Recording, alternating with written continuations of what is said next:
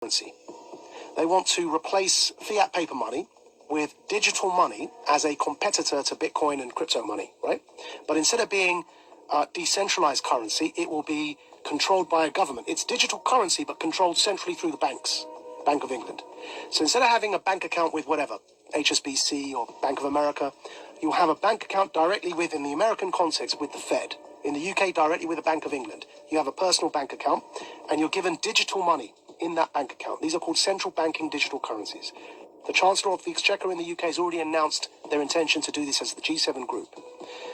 And these, if you look up... this sounds terrifying. If you look up the Telegraph newspaper... central bank digital currency, is that the one down below? Digital currency should be programmable. See that one there? Yeah? Now, what they're doing is they're saying, you know, everyone knows that with inflation at over 5%, it's now 5.4%, right?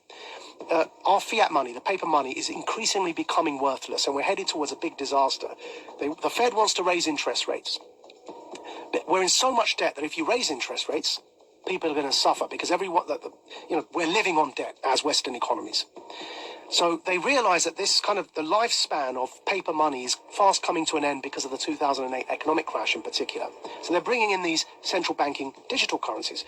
Why is that word programmable in there? So what they said in that article, and the Chancellor put a video out saying this as well, they've said that this money that you will earn from work, instead of having paper money, you have this digital money. It's programmable so that you can't buy certain foods, or if you do something that your employer doesn't like, it's all in that article. You won't be able to spend your money. In other words, it's not money. They're vouchers. They're like food vouchers.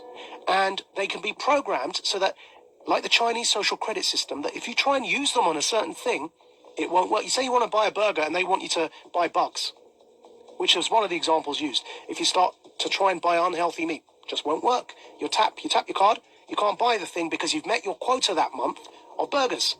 You have to buy something like a vegan meal. So it won't just be money in the sense of the way we have dollars or pounds today. Yeah. It'll be something that's controlled in terms of your ability to distribute it. Which is why I'm calling it a voucher. It's a coupon. But even a coupon, if you have a coupon to buy bread, you can still buy the bread. Yeah. Like, But you can't buy... See, that coupon to buy bread, what you can't do is buy a burger with that coupon. It's for bread. Right. Yeah? Right. Do you feel like you're sounding the alarm for people that don't understand what is going on? So, here, I'll pull it up for you here, yeah? So there's the video. The group of the world's 7 most advanced economies, the G7, is launching a set of public policy principles for retail central bank digital currencies, CBDCs. Central bank digital currencies could be a digital version of money, a bit like a digital banknote that could be used alongside... Right, so that's the guy who runs our economy in the UK. His name's the Chancellor of the Exchequer. And here is the article. Bank of England tells ministers to intervene on digital currency programming, yeah? And here's a quote from the article. Digital cash could be programmed to ensure it is only spent on essentials or goods which an employer or government deems to be sensible. Holy shit. I'm going to take it one step further for you, Joe, right? So the checkpoint Charlie exists everywhere. They bring in digital banking, central banking digital currencies.